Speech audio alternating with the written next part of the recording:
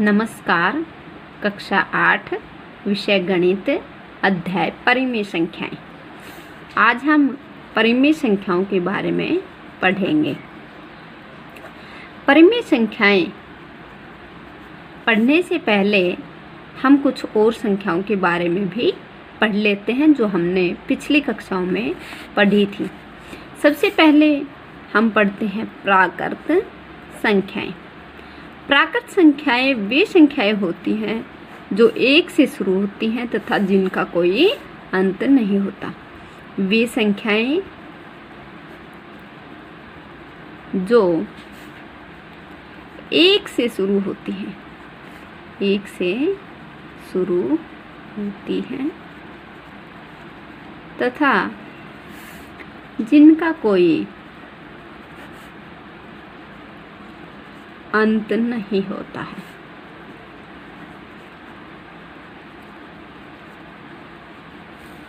वे अनंत होती हैं, जैसे 1, 2, 3, 4 और ये कितनी संख्या है? अनंत है। अनंत कैसे होती हैं? जैसे कोई भी संख्या हमें दी जाए और हमें उससे अगली संख्या बतानी हो तो हम उसमें 1 जोड़ देंगे और उससे अगली संख्या प्राप्त हो जाती है। इसलिए हम कहेंगे कि प्राकृत संख्याओं का कोई भी अंत नहीं होता है। प्राकृत संख्याओं के बाद हम पढ़ते हैं पूर्ण संख्याएं। पूर्ण संख्याएं प्राकृत संख्याओं में यदि 0 को और मिला दिया जाए तो पूर्ण संख्या बनती हैं। प्राकृत संख्याओं में यदि 0 को मिला दिया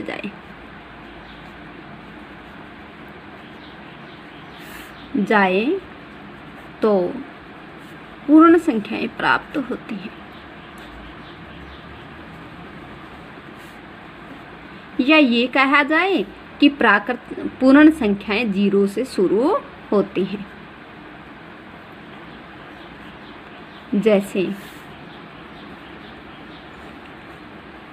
0, 1, 2, 3, 4, 5 और ये भी अनंत तक जाती हैं। ना प्राकृत संख्याओं का कोई अंत है और ना ही पूर्ण संख्याओं का कोई अंत है। प्राकृत संख्या पढ़ने के बाद हमने पूर्ण संख्याएं पढ़ी। हम बात करते हैं पूर्णांक संख्याओं की। पूर्णांक संख्याओं में ऋणात्मक संख्याएं यानी माइनस की संख्या भी आती हैं। पूर्णांक संख्याओं में ऋणात्मक संख्या, ऋणात्मक यानी घटा, ऋणात्मक संख्याएं भी आती हैं।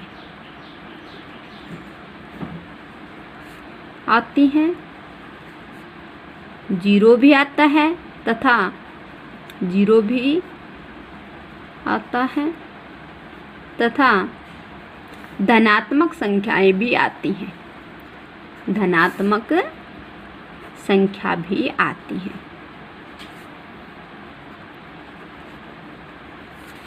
जैसे माइनस इन्फिनिटी यानी माइनस अनंत, -1000, -3, -2, -1, 0, 1, 2। इस प्रकार ये माइनस अनंत से लेकर के प्लस अनंत तक की संख्याएं पूर्णांक संख्याओं में आती हैं।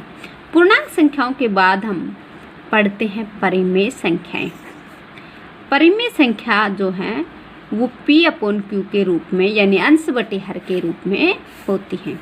परिमेय संख्याएं, ये संख्याएं P/Q के रूप में, P/Q के रूप में होती हैं, जहां Q ≠ 0 यानी P अंश है और Q हर है। Q कभी भी 0 नहीं होगा, क्योंकि किसी भी संख्या के नीचे अगर 0 आता है यानी किसी भी संख्या को हम 0 से भाग देते हैं तो वो अनंत हो जाती है। उसका कोई अपरिमित होती है वो। तो Q जो है वो कभी भी 0 नहीं होगा। परिमेय संख्याएं किस किस गुण धर्म के अंदर स्टिक बैठती हैं, यानी सबसे पहले हम संवर्त गुणधर्म की बात करते हैं।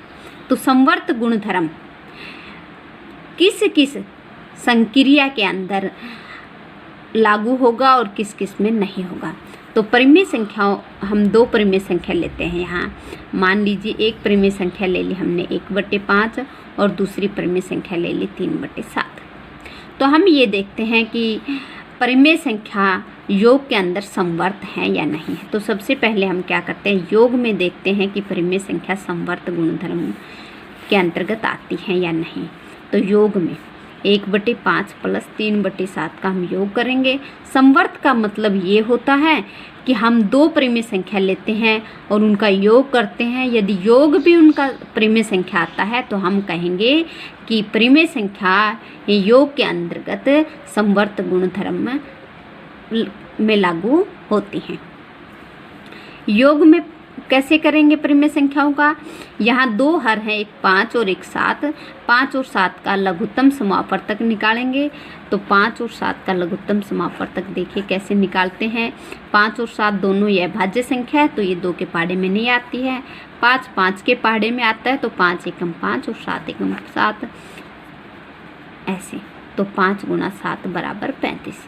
तो यहाँ हमारा लघुत्तम आ गया 35। अब हमें चूँकि 5 जो है और ये हर है और हमारा लघुत्तम 35 आया है, तो 5 को 35 बनाना है तो क्या करना पड़ेगा, 5 को 7 से गुणा करना पड़ेगा, इसलिए 7 को 1 से भी गुणा करेंगे। तो ये आ गया 7 प्लस का 7 यहाँ है हर हमारा और यहाँ 35 है। तो 7 को 35 बनाने के लिए हमें 5 से गुणा करना पड़ेगा, तो 3 को भी 5 से गुणा करेंगे, तो 3 पंजे 15। ये आ गया हमारा 22/35। 22/35 भी परिमेय संख्या है। तो हम कहेंगे कि परिमेय संख्या योग के अंतर्गत संवर्त गुणधर्म का पालन करती हैं। परिमेय संख्या योग के अंतर्गत संवर्त हैं, योग के अंतर्गत संवर्त है, यानी संवर्त गुणधर्म का पालन करती हैं। योग के बाद हम बात करते हैं व्यवकलन। व्यवकलन का मतलब होता है घटा, यानी क्या हम दो परिमेय संख्या ले और उनका घटा भी क्या परिमेय संख्या है। यदि उनका घटा भी परिमेय संख्या है तो हम कहेंगे कि परिमेय संख्या घटा के अंतर्गत भी संवर्त गुणधर्म का पालन करती हैं। मान लीजिए वही दो संख्या लेते हैं हम, एक 1/5 और एक 3/7 और दोनों को घटाते हैं। तो 5 और 7 का लघुत्तम वही 35, 5 7 35, तो यहाँ 7 आएगा और 7 पंजू 35, तो 3 को 5 से गुणा करेंगे, तो 3 पंजे 15। ये आ गया -8/35। -8/35 भी परिमेय संख्या है। तो हम कहेंगे कि परिमेय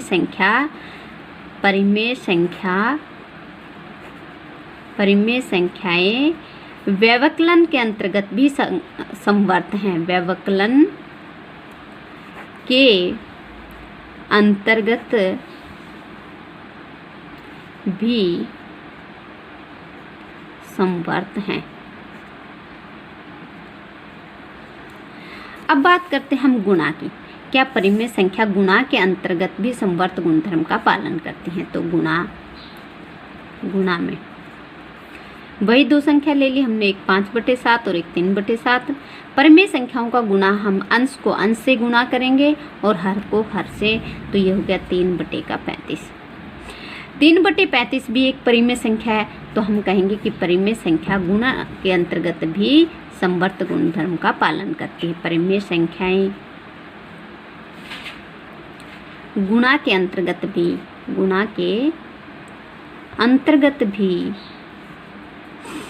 संवर्त गुणधर्म का पालन करती हैं। संवर्त गुणधर्म का पालन करती हैं। गुणधर्म का पालन करती हैं। अब बात आती है भाग की। क्या संवर्त गुणधर्म भाग के अंतर्गत भी, परिमेय संख्याएं भाग के अंतर्गत भी संवर्त गुणधर्म का पालन करती हैं। तो भाग में दो परिमेय संख्या ले ली, एक 3/7 और एक 2/5। तो 3/7 भाग में 2/5 5। ये दोनों ही परिमेय संख्या है। 3/7 को हम भाग करते हैं 2/5 से, तो 3/7 भाग जब यहाँ आएगा तो हम उसको क्या कर देंगे, गुणा में बदल देंगे, और ये जो पीछे की संख्या है इसको उल्टा कर देंगे, यानी इसका व्युत्क्रम कर देंगे।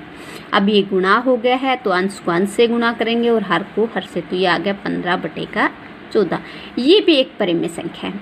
लेकिन जब हम किसी भी संख्या को 0 से भाग देते हैं तो योग के परिमेय संख्या योग के अंदर समवर्त नहीं होती, क्योंकि q का मान कभी भी 0 नहीं होना चाहिए।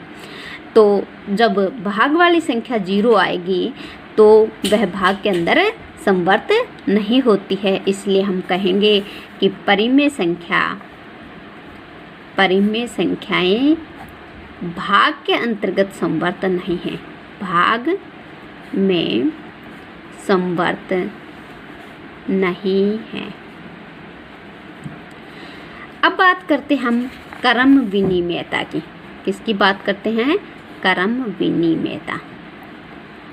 क्रम विनिमयता किस किस संक्रिया के अंतर्गत परिमेय संख्याओं में लागू होता है।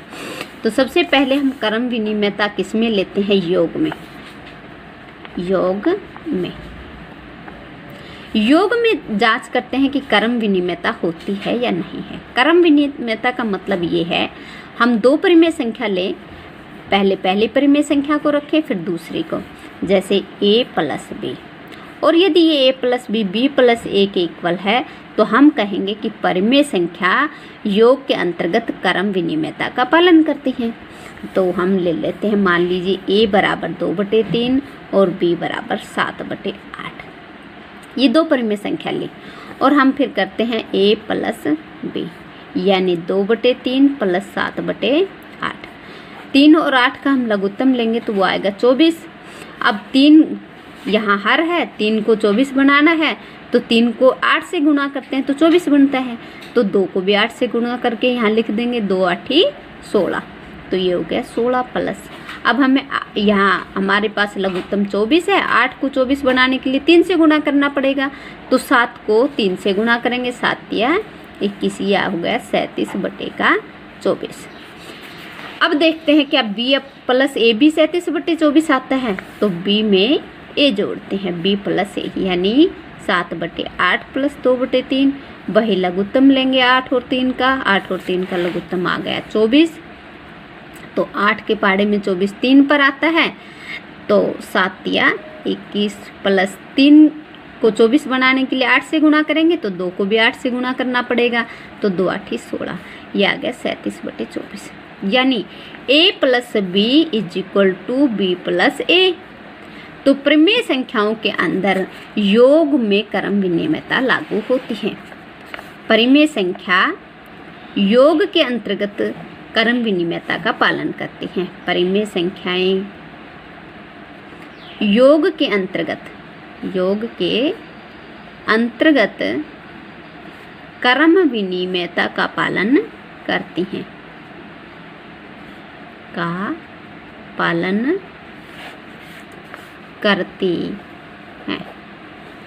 अब बात करते हैं व्यवकलन की। व्यवकलन, क्या परिमेय संख्या व्यवकलन के अंतर्गत भी क्रम विनिमयता का पालन करती है। तो हम व्यवकलन का मतलब a minus B is equal to B minus A. क्या a माइनस बी भी b माइनस ए के इक्वल आएगा।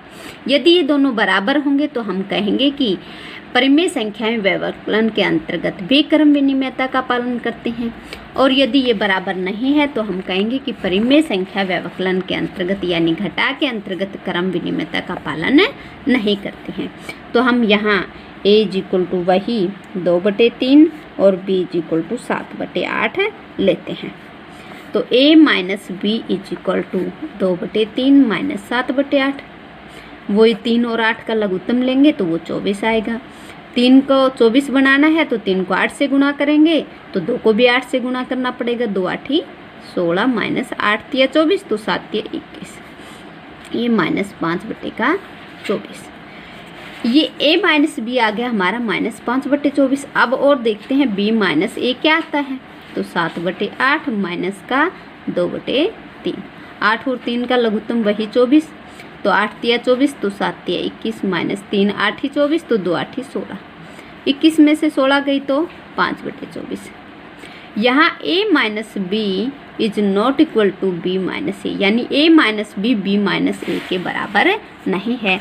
तो हम कहेंगे परिमेय संख्या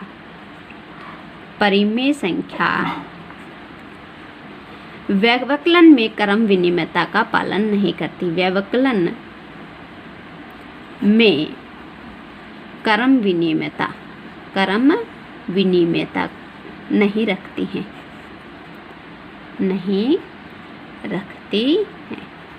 या क्रम विनिमयता का पालन नहीं करती हैं। अब आता है गुणा के अंतर्गत। क्या परिमेय संख्या गुणा के अंतर्गत क्रम विनिमयता का पालन करती हैं? तो अब बात करते हैं हम गुणा के। मान लीजिए गुणा के अंतर्गत का मतलब है a गुणा b is equal to b गुणा a। तो a की हमने वही वैल्यू ले ली 2/3 और b 7/8। a is equal to 2/3 और b इज इक्वल टू 7/8। तो a गुणा b बराबर 2/3 गुणा 7/8। 2 7 14, क्योंकि अंश को अंश से गुणा करेंगे और हर को हर से गुणा करेंगे, तो 2 7 14 बटे का 24। या इससे पहले हम ऐसे भी कर सकते हैं, ऊपर नीचे से अगर कोई कैंसिल होता है तो हम उसको काट सकते हैं। 2 एकम 2, 2 चौकी 8, तो ये आ गया 7 बटे का 12। अब हम बात करते हैं b गुणा a की, यानी 7/8 गुणा 2/3। 7/8 को 2/3 से गुणा करेंगे तो क्या आता है? तो 2 चौकी 8, वही 7/12। तो a गुणा b बराबर b गुणा a। इसका मतलब ये है कि परिमेय संख्याएं गुणा के अंतर्गत क्रम विनिमयता का पालन करती हैं। परिमेय संख्याएं गुणा के अंतर्गत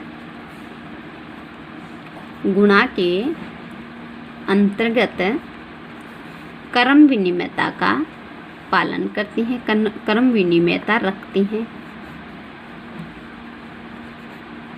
अब बात करते हैं भाग में। क्या परिमेय संख्याएं भाग के अंतर्गत भी क्रम विनिमयता रखती हैं? तो भाग में वही 2 संख्या ले ली हमने। भाग का मतलब a भाग b is equal to b भाग a। a की वैल्यू हमने ली 2/3 और b की वैल्यू ली 7/8। a भाग b यानी 2/3 भाग में 7/8। तो इसको ऐसे करेंगे, 2/3 भाग को हम किस में बदल देंगे? गुणा में, और इससे आगे जो संख्या है उसका हम व्युत्क्रम कर देंगे, यानी उसको उल्टा कर देंगे 8/7। ये हो गया 2 8 16 बटे का 21। अब करते हैं b भाग a। तो b क्या है? 7/8 भाग में 2/3। ये हो गया 7/8 गुणा का। अब इसका व्युत्क्रम करेंगे तो ये हो गया 3/2, ये आ गया 21/16। तो a भाग b is not equal to b भाग a। तो हम कहेंगे परिमेय संख्याएं, क्योंकि हम बात परिमेय संख्याओं की कर रहे हैं, तो परिमेय संख्याएं भाग के अंतर्गत क्रम विनिमयता नहीं रखती। भाग के अंतर्गत क्रम विनिमयता नहीं रखती, क्रम विनिमयता नहीं रखती है।